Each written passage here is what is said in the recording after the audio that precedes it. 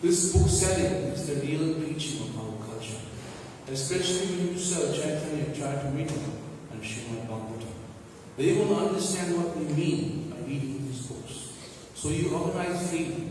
You are the incarnation of book distribution. So take the leadership and do the needful. So this understanding of Srimad Bhagavatam, Chaitanya Charitamrita, is the essence of our culture. Bhagavad Gita is an introduction, it's the ABC. But the crux and the essence of everything is Srimad Bhagavatam. And then he goes into detail into Chaitanya Charitamrita. So I was wondering, I was reading about this thing and we were speaking about the library party. I wanted to know and find out how did the library party come out. So in 1974, His Holiness Divine Das Goswami, he wanted to place all of Prabhupada's books in the universities, in all the libraries. Like how you get the encyclopedias. He wanted to place Prabhupada's books like this. But somehow or the other, he was moved to North America. So he gave the responsibility to Rameshwara Prabhu. And Rameshwara Prabhu, he arranged for two devotees, Ganesha Prabhu, who later became His Holiness Bhakti Tirtha Swami, and Mahabodhi Prabhu.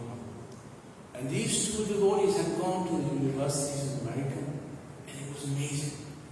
The response from the people, the professors, the universities, the lecturers, these great personalities was astounding. One professor immediately started, he was a Christian, he was a priest, took all the books, made orders, all the Christian books were distributed like this. So later on, as time went by, 2 years later, Srila Prabhupada is in Mayapur. And here we are, March 13, 1976. And Srila Prabhupada is appreciating the efforts of his disciples, Mahabodhi and Ganesha, for their distributing. So we will read an excerpt from him. After walking around the roof, Prabhupada came down to the front of the property. He wanted to take another look at the displays in the exhibition area, which is now complete. He particularly enjoyed seeing the favorable reviews written by some of the most important scholars in the field of linguistics, Asian studies, Sanskrit studies, psychology, and philosophy. The reviewers' enthusiasm for his books and their personal appreciation for him as an author and spiritual leader, all the devotees cheered him as Prabhupada himself read one out aloud. So Prabhupada had displayed this entire reviews that all these different great philosophers have given from the university. So it goes on, we'll read a few reviews, but we'll see what Harishavi says. He says, the acceptance of his works by the scholarly community in the most important universities in America and Europe is a source of deep satisfaction to Srila Prabhupada. The clarity and power of his translation and purpose has enabled the professors to appreciate the authenticity of Krishna consciousness and, more importantly, distinguish it from impersonal hodgepodge usually associated with Hindu spiritual outlook. So before Srila Prabhupada had gone to the West, Hinduism was seen as some kind of hodgepodge, wishy-washy, sentiment kind of understanding. People really didn't take it seriously. But when Srila Prabhupada presented this philosophy of Krishna consciousness, Bhagavad Gita, as it is, people started to wake up. But they could realize that, hey, what he's presenting is something general. Like if you go in the street and you start selling diamonds, you think anybody will buy. If somebody is really intelligent, you will sell diamonds. Yeah, take this, 50 rand for it, brother. So you take it. Will you buy? No. You go to a jeweler because you know the quality. If you know what you're looking for, you know what you'll find. Would you go to buy gold from a jeweler, from a grocery store? Would you go? So I can buy 10 carat, 9 carat gold, give you 9 carats and then you take this. Give me 600 rand or 1,000 rand, you take this. If you want to buy gold, you go to somewhere where you know what it is about. It may look like gold, but it may not be gold. It may be an imitation. So these intelligent persons were appreciated that what he's presenting is something general. He's not presenting something which is fake. So it says here that as this was continuing, the devotees were appreciating what Prabhupada was doing. So Ganeshan Das, the leading library member, pointed out another review written by Dr. Daniel H. Ingalls, chairman of Harvard University Department of Sanskrit and Indian Studies. He apparently rarely advocated reviews, but for Srila Prabhupada he agreed. I am most happy to have these handsomely printed volumes which embody the work of so learned and sincere a believer in the message of Charitamrita. I thank you. So other scholars, they glorify Srila Prabhupada. And there are many glorifications. You can read through. The whole page is about the Srimad Bhagavatam. But unfortunately, we don't have time, so I'll just read one part of it. Each review offered glowing testimony of such high appreciation, they could hardly have been better if the devotees themselves had written them. As Dr. Gary Gillade, a psychologist at Oxford University, wrote, it is a work to be treasured. The opportunity to receive the profound teachings of the Srimad Bhagavatam in the West has been made possible by the devoted labor of Srila Prabhupada. The clarity and precision of his commentaries on the text have rarely been equaled. No one of whatever faith or philosophical persuasion who reads these books with an open mind can fail to be both moved and impressed. The spirit of his message shines brightly on the pages. How important it is to read Srimad Bhagavatam. It is the essence of all Vedic literature. Nigama kalpato galitam phalam. It says, O expert in thoughtful men, relish Srimad Bhagavatam, the mature fruit of the desired shape of Vedic literature. This is Srimad Bhagavatam, the essence of all Vedic scriptures. One time I had read Srila Bhaktisiddhanta Saraswati Thakur saying all the scriptures on earth were burnt to ashes and only Srimad Bhagavatam remained. Nothing will be lost. These were his words. I'm simply repeating what he said. People may contest how can you say this, but these are not my words. These are the words of Srila Bhaktisiddhanta Saraswati Thakur. So here, as these different reviews were taking place, Prabhupada came across one and he stopped because this one impressed him very much. So I was going to summarize it, but I thought I would read it because it's very important. Prabhupada's chocolate review written by Professor Kailash Vajpayee, who had been invited to the University of Mexico to take charge of Oriental studies, specifically Hinduism. Satsuru read it out. His statement amounted to a verbal broadside against the so-called swamis and yogis, and it drew the most enthusiastic response from the devotees and Srila Prabhupada as well. So this Kailash Vajpayee is speaking. As a native of India now living in the West, it has given me much grief to see so many of my fellow countrymen coming to the West in the role of gurus and spiritual leaders. Just as an ordinary man in the West becomes conscious of Christian culture from his very birth, an ordinary man in India becomes familiar with the principles of meditation and yoga from his very birth. Unfortunately, many unscrupulous persons from India exhibit the imperfect and ordinary knowledge of yoga, cheat the people with their ways consisting of mantras, and present themselves as incarnations of God. So many of these cheaters have come, convincing their foolish followers to accept them as God, that those who are actually well versed and learned in Indian culture have become very concerned and troubled. For this reason, I am very excited. At this, Srila Prabhupada suddenly interrupted the reading, sent this copy to India again, he told his GBC men, and requested to stop giving passports to all of these nonsense. Do this, yes. So Srila Prabhupada understood that all these people who were coming were fakes, imitations. And his idea was to simply root them out, get them out.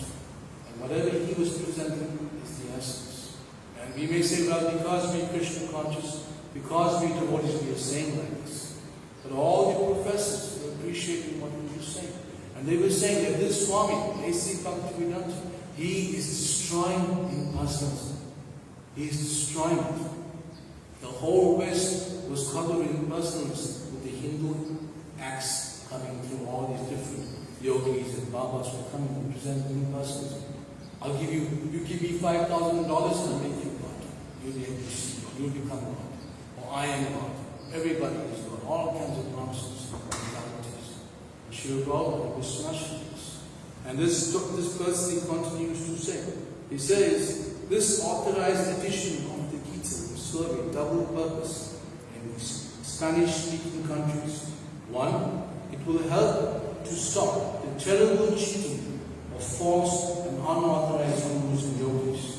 And two, it will give an opportunity to Spanish-speaking people to understand the actual meaning of Oriental culture. Now, before coming to Krishna consciousness, even myself as a Hindu, had our own ideas of what Hinduism is. When I first saw my spiritual master, I was really upset. Thinking, how does he come here? He comes to the Indian area. He's coming to teach the Indians their own culture. What does a white man come to do in an Indian place? Teach the Indian man about his own culture. And then he started to speak the Bhagavad Gita. I couldn't believe it. What did he say? What is those words? Where does it come from? What is this thing? I never heard something like this. Whatever he spoke made perfect sense. Because whenever I would question the family members, why do you do this? Or your grandfather said, oh, just keep quiet, just do it. It's tradition of the family. No understanding whatsoever, just do it. Do anything and everything, it's all right. But when this presentation was given, clear and concise, I appreciate it. Yes, whatever is being spoken in that book, that is the truth. I accept it. And so I wanted to know about Krishna. I joined the Namahat. And this is the first book they sold me. This is the first book I ever read in this school. I asked the devotee, tell me, I want to know about Krishna. They gave me this book. I said, I don't want to know about Prabhupada. I want to know about Krishna. I said, just read the book, you'll understand. I said, you know, this man is wrong. I read the book. Tuesday I was back. Namahat. I said, I want to know more about Krishna. He gave me the second one. And we started arguing, you cheat, you're a thief. I don't want to know about Prabhupada. I want to know about Krishna. He said, read the book, you'll understand. I went the next week. It's only the third one. And this time I had enough. I figured I'm leaving. I don't want to come here and say, read the book. You understand. The fourth week I went out looking for the fourth volume. I had to go to India to buy it.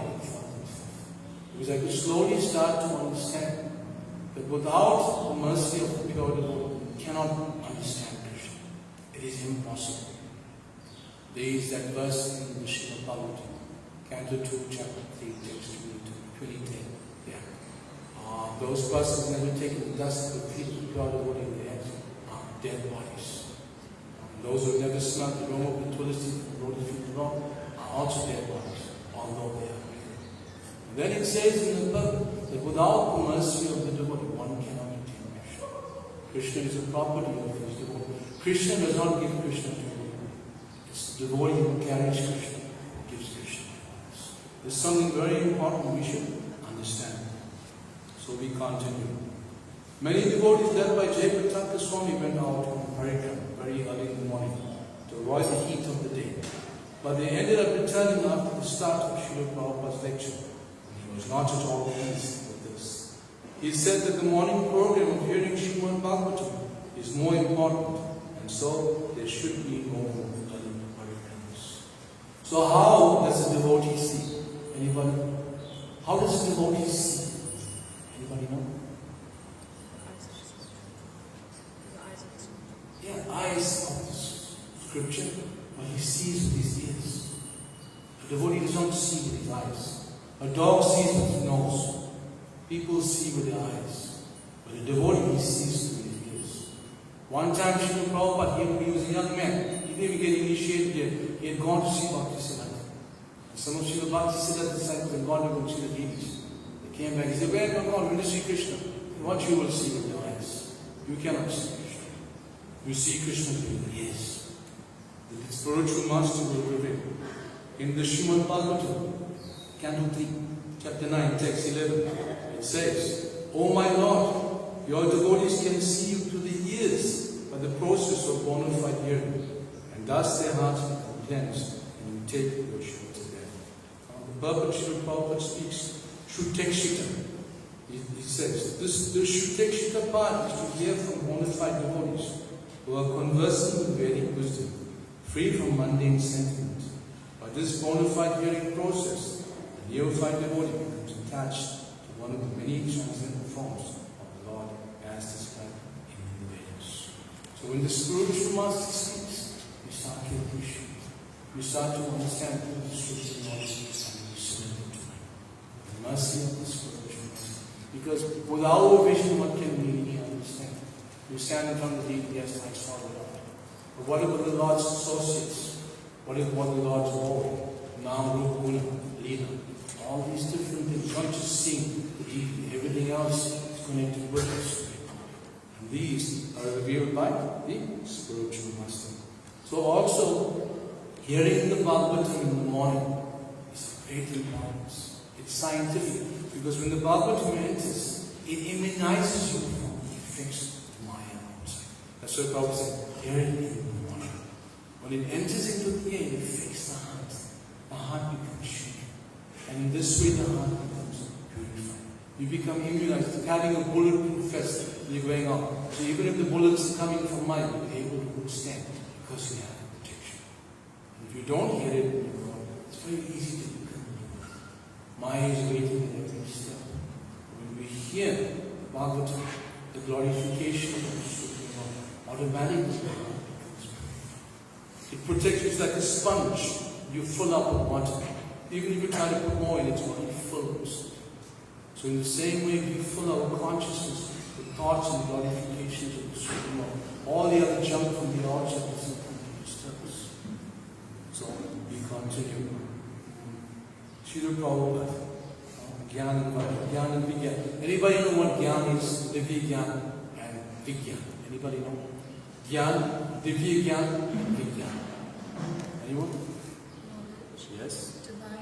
Yes. Realize knowledge. Perfect.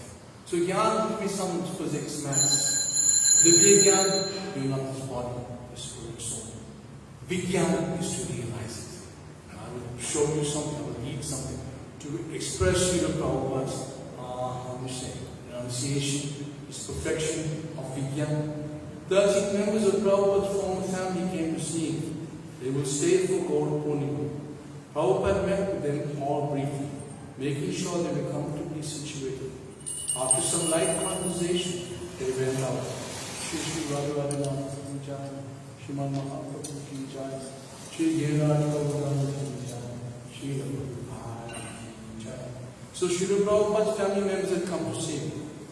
Prabhupada was warm and cordial, but he didn't give them any special attention beyond that which he extends to all his visitors. He clearly has no sense of bodily identification and deals with everyone equitably.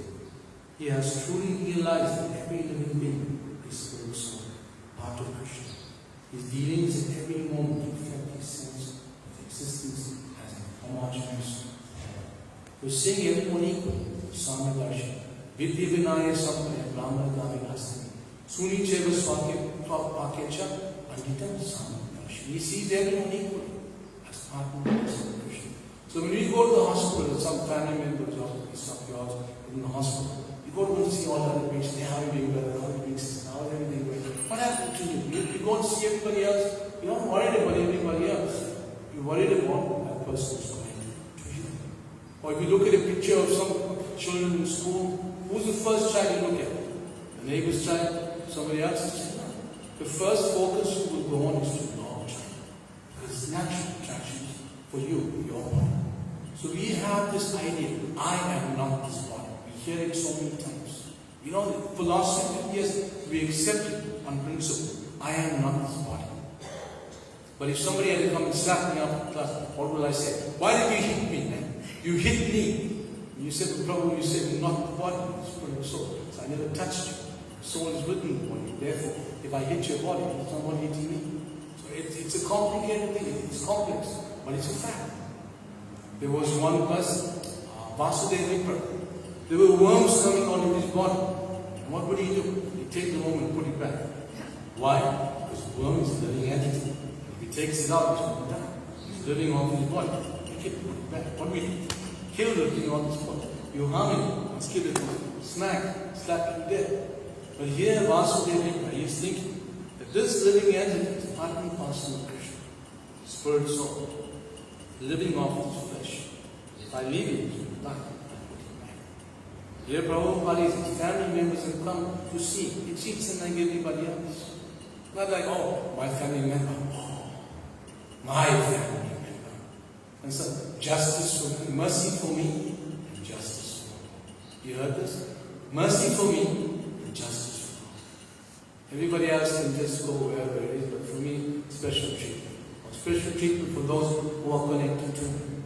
But Srila Prabhupada's mentality was different. That even though the British had damaged India so badly, caused so much of damage, he had no hatred towards it. And he still spread this knowledge of Krishna consciousness everywhere. No prejudice. Yet many people in Indian culture, Indians, Indian, think, oh, the British came, destroyed our country, they did like this. But no. Prabhupada was equal to everyone.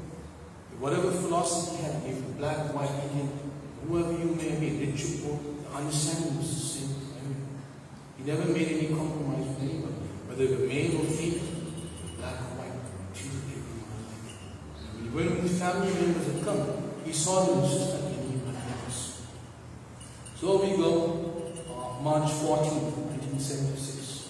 During the morning walk of the roof, Rameshwara Prabhu raised a common doubt. If Krishna knows everything, past, present, and future, then he must know that his soul is going to fall into the material world. Yet he allows it. Therefore, he must grow. How can God let us go if he knows we will suffer? You want it. You want to enjoy it. Therefore, grow. But no, but why do we create the material world? You want to enjoy it.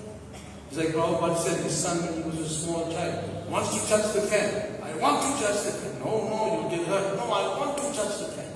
Prabhupada said, okay, lower the strength, okay, lower the speed. Let him touch something.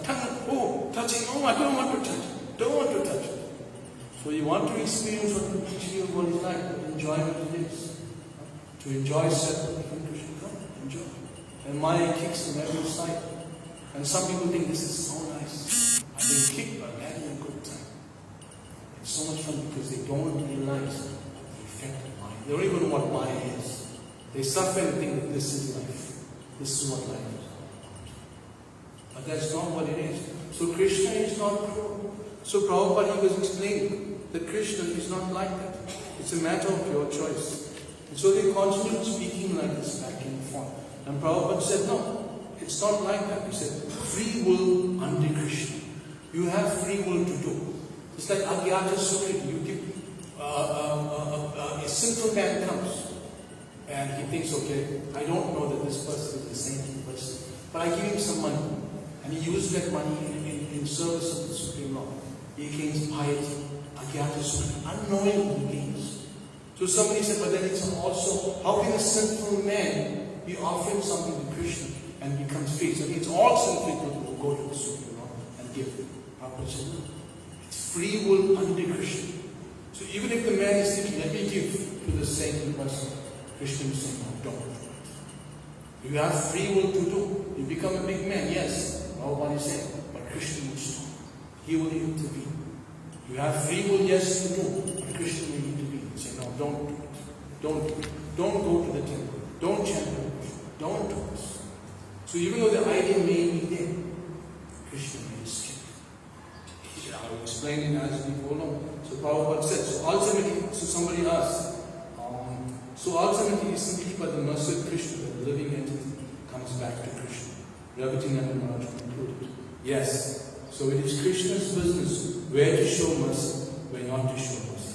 These are Prabhupada's words. You cannot oblige him that you show mercy everywhere. No. Na aham prakasha sarvasya yogamaya samavrita. You cannot oblige Krishna. You do this. That is not Krishna. If one is obliged to act to your dictation, then he is not Krishna. Therefore, whatever he likes, he will do. Ordinary people, they think, karma mimamsa, if I do good work, Krishna will be obliged to give me good effect. Why should I care for Krishna? They say like that. But we say, even if you do good work, if Krishna does not want it, then it will not produce a good result. That is Krishna. Everyone has got the mercy, but that mercy is not obligatory. If he likes, he can give you mercy. If he does not like it, he may not. So it's entirely up to the Supreme Lord. It may sound a little complicated, but the Supreme Lord dictates who enters the temple. Just like last week I was telling this person who came, Father is very ill, very concerned, very disturbed. I told him, no one comes into this temple unless Krishna allows you to. There are so many people walking by you, live in this neighborhood, who will never step into this temple till they die. Why? Because Krishna does not allow them. They don't have that sukriti to enter into the temple. But the devotees go out and they create that sukriti. Give them a book, go on Harina. Some or the other, they create piety for other people. Even though those people don't deserve it, devotee is even more merciful than the Supreme Lord. Devotee goes out, even though the person doesn't deserve it, so devotee goes out in mercy. He gives his mercy to others. So Ravitinanda asked about Krishna's appearance in the material world. It seems that he comes whenever there are certain conditions. Prabhupada disagreed. Krishna comes when he wants, not according to conditions. Looking at his watch, he made a sudden declaration, emphasizing his point, finishing the debate, making us all laugh. So now it is 6:30. Generally I go down if I like. If I don't like, I don't go. So he is saying, if I want to go, I will go. If I don't want to go, I won't go. The condition is there, 6:30. But if I don't want to go, I won't go. If I want to go, I will go. So in the same with the Supreme Lord, when the time comes for him to appear, he can appear, he will not appear. It's his choice. He is never obliged to anyone. This is the power of the Supreme Lord. So Srila Prabhupada is giving the morning class of Bhagavatam. So it says, down in the temple room during the Srimad Bhagavatam discourse, Srila Prabhupada told us about Bhava ecstasy. At the present moment, he said, we have got a Bhava. I am this, I am that. I belong to this family. I belong to this nation. Bhava is ecstasy, and everyone is overwhelmed with a certain kind of ecstasy. And what is that ecstasy? Purusha Bhava. I am the controller. I am the master. This is the mentality everybody has. I am the supreme master. I am the supreme controller. Everybody do what I want. Purusha Bhava. It's a pleasure we get by controlling. But we are meant to be controlled by the Supreme. In Hindi it is called Krishna Bhavana Bhavita, Krishna consciousness. We have to transcend, go beyond material understanding of Purusha Bhava, the ecstasy of enjoying to the ecstasy of suffering. From lust to love. One time, Srila Prabhupada was going on a morning walk. One devotee wanted to know. Yeah. Burning to ask the question. Prabhupada, he couldn't. Some or the other kept wanting to ask this question. Couldn't get the chance. And eventually, couldn't take it. Prabhupada put his one leg into the vehicle. How to go in? So Prabhupada, I want to ask you, what is your question? So Prabhupada, how can I be Krishna conscious? And Prabhupada said one word. Desire. I'll build you a temple. One of those lectures by Srila Prabhupada. Prabhupada said, you have to be mad after Krishna. You have to be mad after Krishna. If you want Krishna, you have to be mad after Him. In the beginning, yes, everything Krishna, I love it, Kirtan, everything's an outcome. Okay, I know Krishna. No, it's all right. And then there's soccer match on TV. There's a cricket match on TV. There's this match on TV. Comrades is going on. I don't know what other things is going on. You lose interest. Become relaxed. You start walking down. Everything starts to fade away.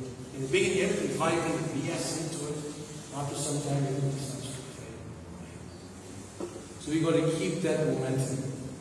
So Prabhupada, he was giving this mood to the devotees. And he was dancing in the temple. One devotee was leading the kid. Put his hands in the air, started jumping up and down. And one devotee said, this is what it's about.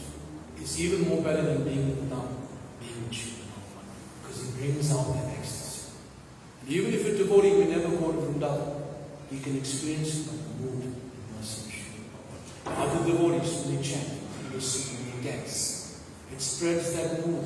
Other devotees start to appreciate that enthusiasm coming out from the other devotees. Then later on, there's a problem between Ambarish and his parents, and Shrutikirti, the temple president. And Srila Prabhupada said, okay, Shrutikirti, you speak to Ambarish, and the problem will be solved. Gave him his address, the problem was solved. Just like that. One stroke, he solved the whole issue. Ambarish got a problem with his family.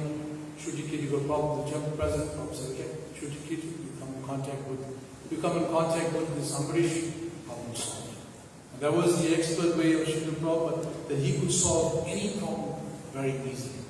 So as we continue, we come to the sannyas grahastra conflict, which was orchestrated by His Holiness Tamal Krishna Goswami. And he was saying that householders should not stay in the temple, they should live outside. They should earn their own income, they are burdened to the temple. They shouldn't be. Because in the early days, everybody lived in the temple. Nobody stayed out. Now most of the people stay out, and very few people stay in the temple. At that time, Tamal Krishna was saying, no, the grahastas, they're useless, they're a burden, they're a disturbance. Better that the brahmacharis stay in the temple, the grahastas can stay outside. So the GBC men came, and they come to see Srila Prabhupada, and they brought this grahasta sannyasi conflict. And Tamal Krishna Maharaj, Gadavani, and Bhagavan were all there.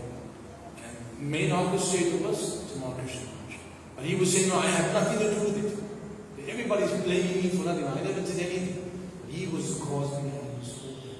And the GBC men had to make a resolution. And the grahastas were not happy. But what this, the Tamal Krishna Maharaj had was traveling, Radha Damodar, traveling Sankirtan. So he was going to the different temples, calling the brahmacharis, don't stay in the temple. This place is not good for you. You'll get married after some time, you'll end up in Maya and have a lot of problems. Come to the free life. Come join me on the sanctuary. Let's go. So like this, he was doing like this, and this thing was going on. So Tamal Krishna Maharaj, he came to see Srila Prabhupada. He came to see Srila Prabhupada and he said, when everyone had gone, Tamal Krishna remained behind for a minute with Srila Prabhupada. It appeared he wanted to gain Prabhupada's affirmation on his feeling that it is better to be strict.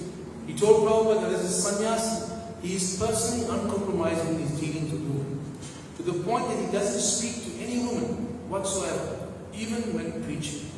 He feels that unless the society is conscientious of this matter, there will be a loss of purity and determination to preach. Prabhupada agreed. Tamal Krishna then left, and Prabhupada came to start. So this idea was there. If you are married, you've got a problem in mind. Only the brahmacharis, sannyasis are senior. If you're married, then you shouldn't be here because you create a disturbance for everybody else. So this thing was going on. When Prabhupada returned to his room, Harishari speaks, I asked him whether Maharaj's attitude of avoiding women in his preaching is a material consideration. Prabhupada said, yes, it is.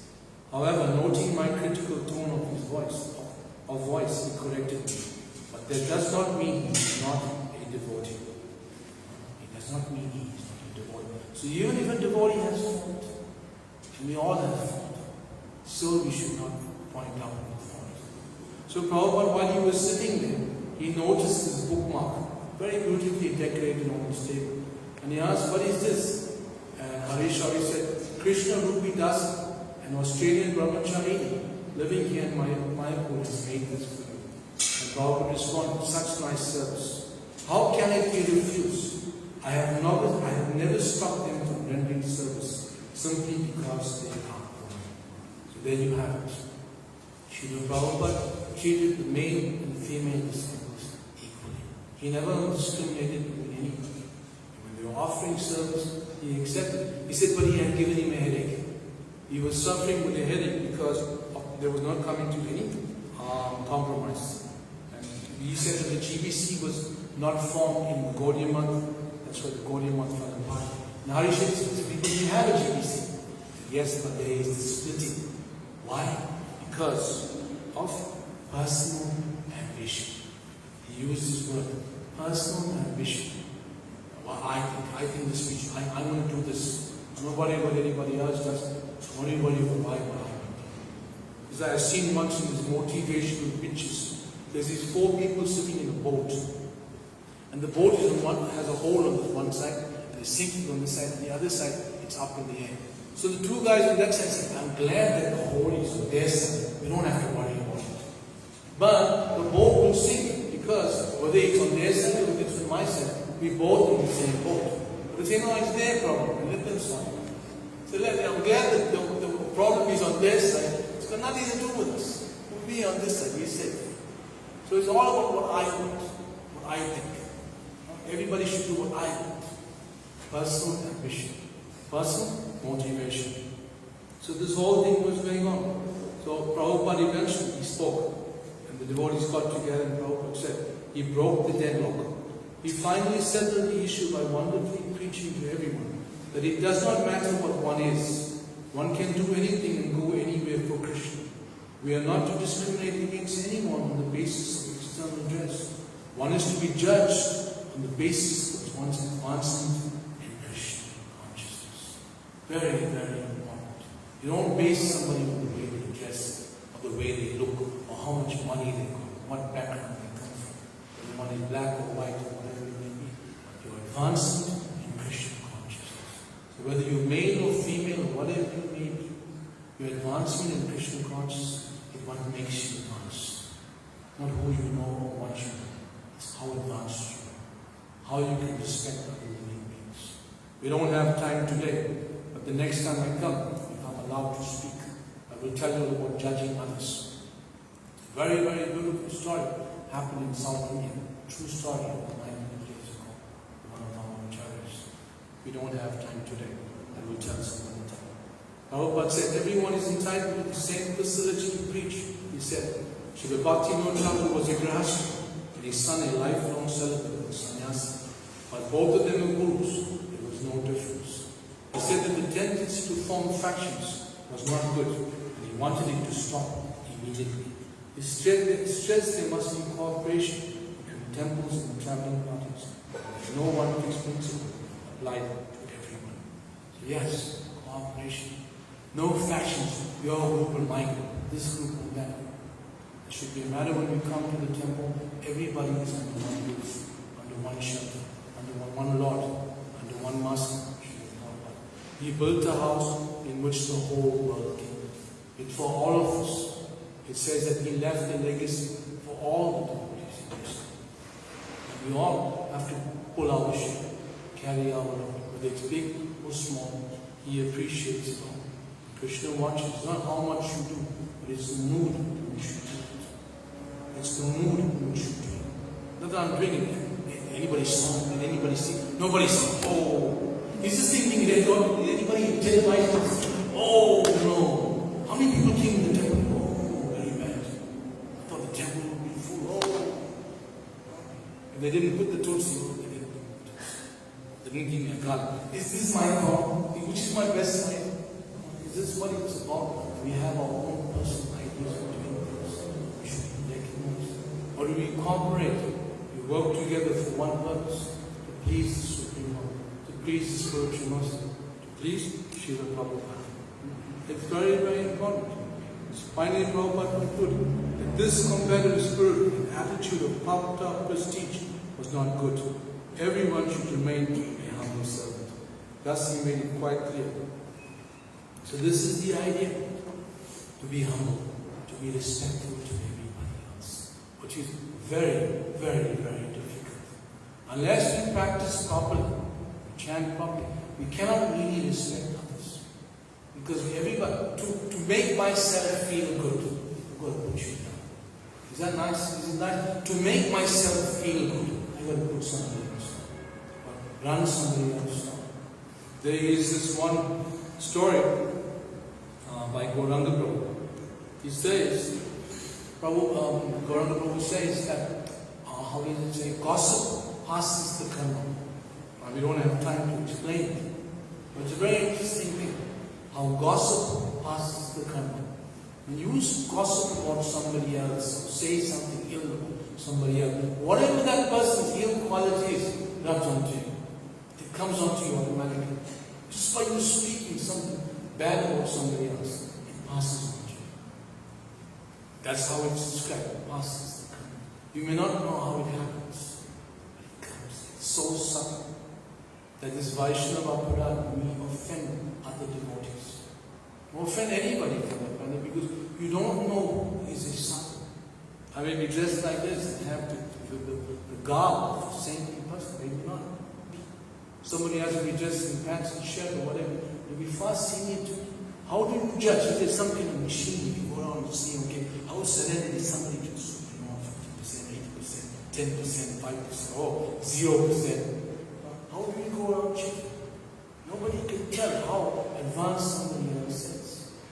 But that humility, Hare Krishna. Oh, you're such a nice person. But in the heart, in the mind, it's a different feeling, a different mood, a corrupt mentality. Purity in the heart, and shows by your speech, by your behavior, how you deal with others. And not just the devotees, not just the seniors, but everybody. It's such an important thing. It's called Vaishnava etiquette. So this Tamal Krishna Maharaj came after this whole thing and he felt very bad. And you get involved in a fight with somebody beats you up pretty badly. And you go in front of everybody, you feel bad. Somebody beat you up. Hey, today I got beaten up by somebody, man. Hey, I really got beaten up. I felt so good. You feel bad. And so Tamal Krishna Maharaj, he felt bad. He came to lick his wounds by Prabhupada because now his whole idea that he was the cause behind the whole thing. So he said, Prabhupada, maybe I should just go to China or something. I'm the cause of all the problems. Maybe I should just leave and go. He spoke in general. Prabhupada took him seriously. He said, yes, you will go to China. And he was just joking. He said, no, the Vaishnavas don't joke. You will go. And eventually he had to go.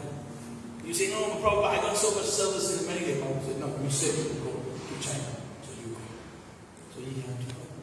But as it went along, Tamal was thinking fast, but he tried one last argument. He said that you could understand that his divine grace wanted something to be done.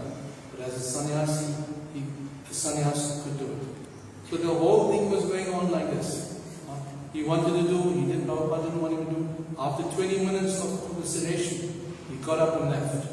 I was out on the balcony and I watched him make an only walk down the veranda and disappear. Prabhupada's words. He smiled at me and said, of all the GBC, he, indicating to Krishna Maharaj, the tip of his head, is the most intelligent. But the problem with those with intelligence, the problem is those with intelligence want to control everything. I'll repeat. But the problem is those with intelligence want to control everything. And he wants to control the whole society. He wants to be the supreme controller. So, even Tamal Krishna Maharaj tells the story One time he was with Prabhupada. And Prabhupada told him tomorrow, bring me the first canto of the Srimad Bhagavatam. So he brought and gave it to Prabhupada. Prabhupada said, you see this? There were different planets. Prabhupada said, you see this? Tomorrow said, yes, I see it here, Prabhupada. Prabhupada said, see, 3 quarters of the spiritual world, creation is in the spiritual world. 1 quarter is here in the material world. Tomorrow said, not yes, Prabhupada. He said, in this material Brahmanda, there are so many universes. Yes, Prabhupada. Prabhupada said, in this whole Brahmanda, in this one universe is a planet Earth. There's a place called planet Earth. Yes, Prabhupada. I said, in that Earth planet, there's a place called North America. Tomorrow Krishna is wondering what she talking about. Yes, Prabhupada. Prabhupada said, in that North America, there's a place called La Siena. That's where they were. And Prabhupada said, in that lane, in that place, there's a lane. And there's a church which is being used as ISKCON temple. Tomorrow Krishna, yes, Prabhupada. And he said, in that temple, there is one Tamal Krishna. And he thinks he is the supreme controller. He thinks he is the supreme controller of the entire universe. So Prabhupada smashed him like that. When we think we are too intelligent, and Krishna reveals how unintelligent we are. His Holiness Raghunath Maharaj was saying, those who think that they deserve to be honored should not be honored. And those who think that they should not be honored should be honored. Lord Chaitanya said, I have no love for Krishna. I have no love for Krishna. I have no love for Krishna. Yet he has the most love. Someone who thinks who is actually great, what am I? I'm absolutely nothing. The Goswamis, what do they think? Krishna's career says, I am even lower than the worm in the stool. Somebody mentions my name, they lose all their piety. I am lower than Jagai and Mani. He is Krishna's Kaviraj, presenting the crest jewel. The Chaitanya Chaitanya, he saying, I am the lowest. I am like this. Anyone who mentions my name, they lose all their piety. Someone who is actually great will see themselves as being completely insignificant. Someone who is insignificant, nobody actually knows who I am. But in the future, they will find out. Only time will separate us. This is the mentality. One who is actually advanced thinks he is the weakest and the lowest. And one who is the lowest, don't they know? Don't they know who I am? Didn't they hear the news? Come on, man. We published this. Don't they know? I'm sitting in the color. I'm the one with the assistant. What a good class I give. I'm the best speaker. That's the mentality that we have. And Krishna, he smashes. Oh yes. And how does he smash? He uses another devotee. Oh yes. He doesn't use anybody from anywhere else. He uses another devotee to purify. And it is painful. Because this is the essence of Krishna. Another person from the outside cannot have the same effect as our devotee can. And Krishna uses another devotee to purify us, to make us understand, to make us know where we actually are, to bring us back down to earth. So these opposites, I'm going to stop there. Anybody have any questions, please? Yes? No? Okay. Yes? When one surrenders to Krishna and come to devotee, does that now means that the previous karmas is voided and that it starts a new beginning? 100%. Prabhupada said, surrender to Krishna can be in a second. There's a lecture, Prabhupada says, in a second. How long does surrender to Krishna take place? 1 second. In a second, that if you say yes, from today onwards, I accept you, my Supreme Lord, and you abide by the Lord's instructions, and yes, completely vanquished. And when I was at work, and I was working in a place, and there's one guy who used to speak about it, he said, how can all the sins ever be completed? How can God just free them from all the wrong that they've done? They must be punished. But the Lord gives us a promise. Sarva dharma parinteja mamekam shrivancha. You give everything up, you abandon everything, you say, I will protect you. He said, I will protect you. Ajamini is a perfect example. He was doing the worst of the worst of the worst things. At the time of death came, he surrendered to Krishna.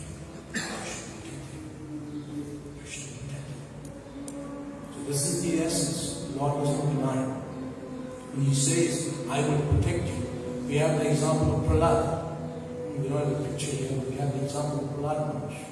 His father was trying to torture him, eventually the Lord came. He ripped him to pieces, tore him open, protected him. But the Lord may, or He may not. It's His choice. When one becomes a pure devotee, one has to face fantastic purification. To give you an example of Pandavas, Prahlad Maharaj. There's so many, Draupadi, Kunti. The whole list of Maharaj Parikshit. For one small thing, his life is to be ended. One has to pay the price to become a pure devotee of Krishna. There is a very serious test one has to go through. It's not that you just going to become a pure devotee. You'll be tested and tested. To purify gold, how do you do it? Anybody know? How do you purify gold?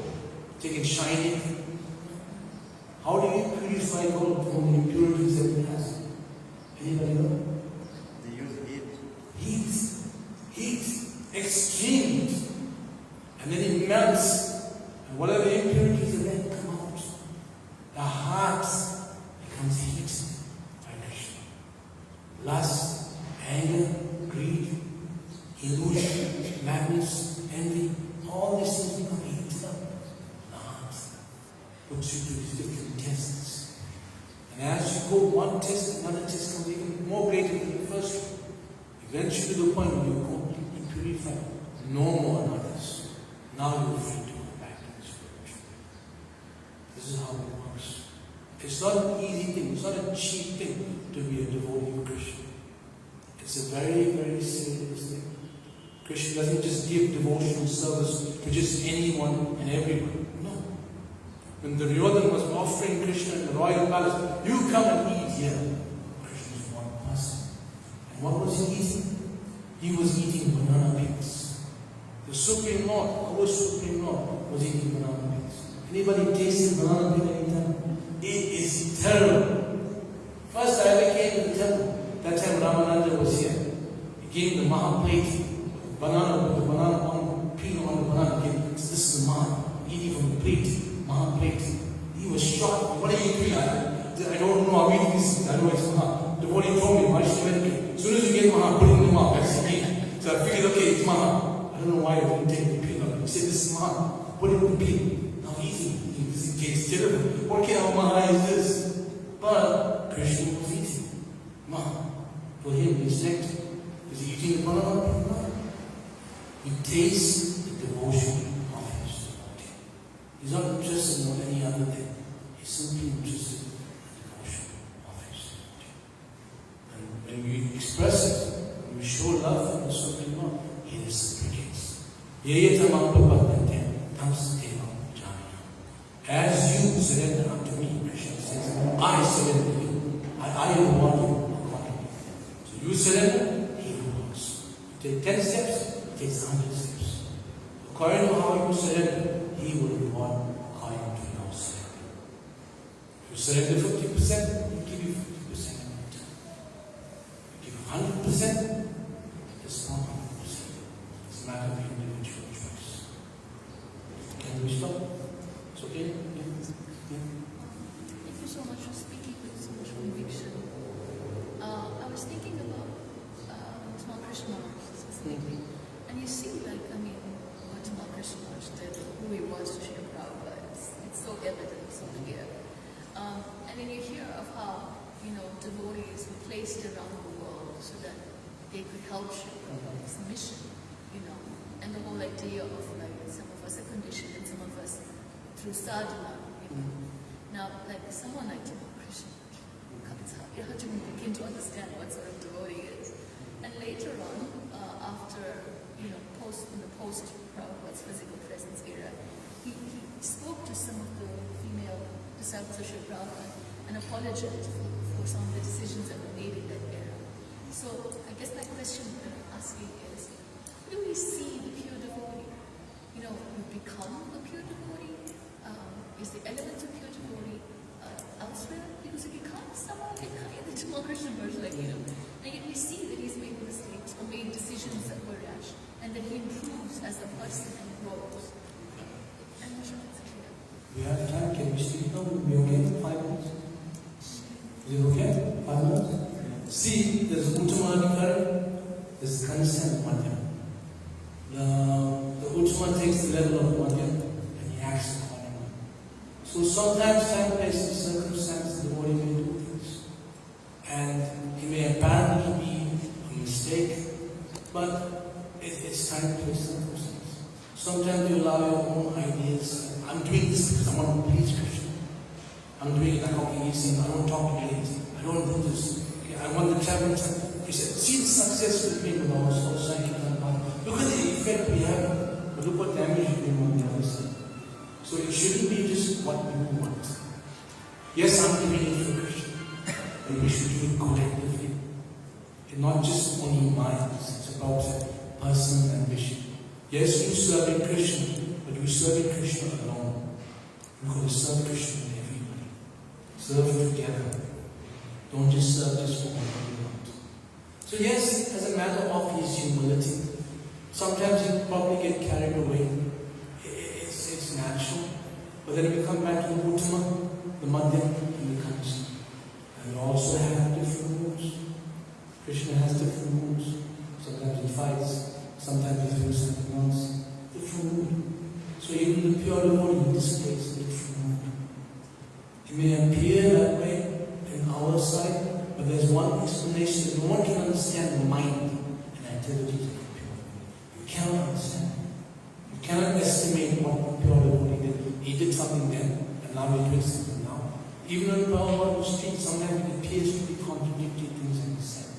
You tell one devotee, you do this, you never leave Vrindavan. You leave Vrindavan now. So how does it work from one devotee this and another devotee that?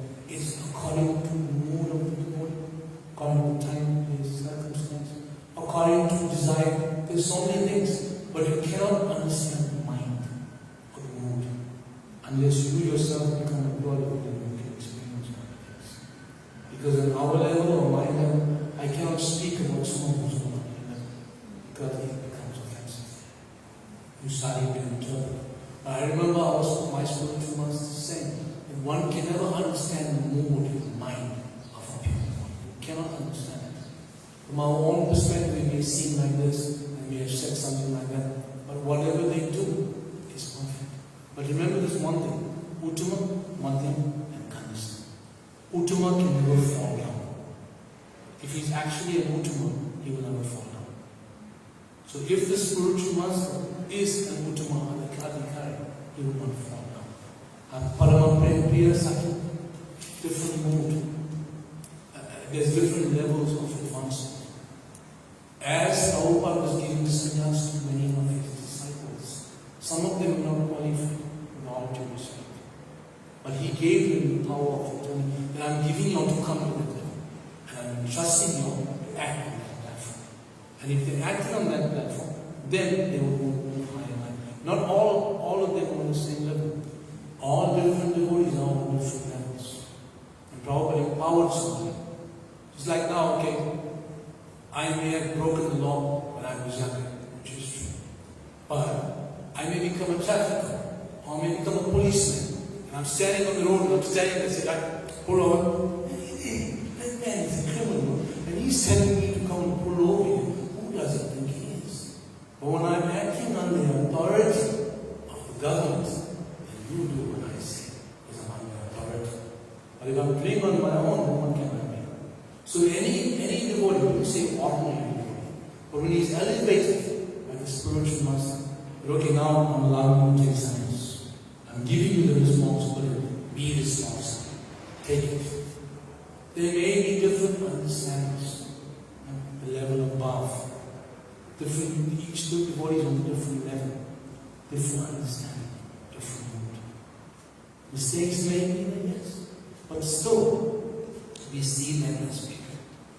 We see them as perfect. We don't question how could it be mistakes. You may think, oh, Prabhupada, how he could have done this, or how he could have done that. But no one can understand the mind of a pure devotee. Some people criticize, oh, he left his family, he did like this. Did like that. Why did he do this? And even in our movement, on the outside, so many people were attacked. They would criticize our spiritual that. But they're doing this, sacrificing their life. So even if there's some, how you say the moon has some black spot on it, you don't see that. You see the full glow of the moon, the shines. You don't see whatever traces that are left behind. So yes, becoming elevated. We cannot say that any guru in our movement is on the level of Srila Prabhupada. No, you can't do it. But he is bringing them up to a higher level. Come up to a higher level. Come higher and giving you responsibility. Act on that responsibility. And when you act on that responsibility, you advance further and further. So he's bringing you up. When we come to Krishna consciousness, we are neophytes, most of us. And as we continue growing, then we something higher and higher and higher. And when the Guru advances, sees the devotees about, okay, I'm giving you second initiation. Let us meditate on the worshipful effulgence of the Divine Son. Those who are around will understand. And those who are not, won't. Therefore, the Guru, when he sees, okay, now you are advancing, I will give you. But it doesn't mean to say that every disciple gets Brahman initiation, will act as Brahman. His Holiness Bhakti Chaitanya Maharaj told us, when you get first initiation, it's like a small child. He may urinate on the mother or father. When he's an adult, he can't do that. That's second initiation. Now you be responsible. So you act according to the responsibility that you're given. Is it okay? All right. Thank you very much, Srila Prabhupada.